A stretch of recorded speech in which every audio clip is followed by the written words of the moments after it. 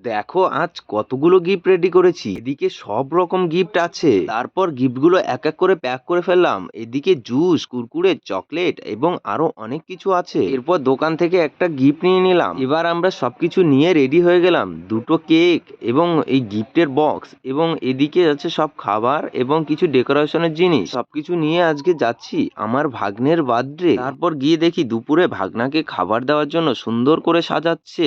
এদিকে পরপর করে মাছ, মাংস এবং ডাল, ডিম এবং মিষ্টি, দই, পায়েস সব নিয়ে রেডি। ভাগনার খুবই খিদে পেয়েছে, তাই মা একটু আশীর্বাদ করে খাইয়ে দিল। আর আমার ঠাকুমাও একটু আশীর্বাদ করে নিল। কাটার সময় ফায়ার ক্যান্ডেলটা জ্বলছিল দেখে ভাগনা খুবই ভয় পেয়ে গেছিল, তাই ক্যান্ডেলটা ফেলে দেওয়া হলো। এবার দেখো একটুও ভয় পাচ্ছে না, খুবই আনন্দ হচ্ছে। তারপর আমি, ভাগনা এবং ভাই সবাই নদীর পাড়ে গিয়ে একটু ঘুরে আসলাম। দেখো আমরা তিনজনে ঘুরছি। রাতের বেলার কেক রেডি। এদিকে দেখো কত সুন্দর ডেকোরেশন করেছে আমার ভাই। এদিকে বাইরে সবাই বসে আছে কেক কাটা দেখার জন্য। আমার বাবা এবং তাওই মশাই দুজনেই ভাগনাকে নিয়ে কেক কাটাচ্ছিল এবং পাড়ার সব বাচ্চারা সবাই দাঁড়িয়ে দাঁড়িয়ে দেখছিল। ভাগনাকে অনেকেই আশীর্বাদ করলো। তারপর এরকম ইউনিক গিফট আমি কখনোই দেখিনি। এই দেখো ভাগনা খুবই খুশি হয়েছে লিচু পেয়ে। কেক কাটা শেষ, তাই এবার সবার খাওয়ার পালা, তাই খেতে বসেছে। আমার ভাগনাকে সবাই একটু আশীর্বাদ করো। ভালো লাগলে লাইক অ্যান্ড সাবস্ক্রাইব করো।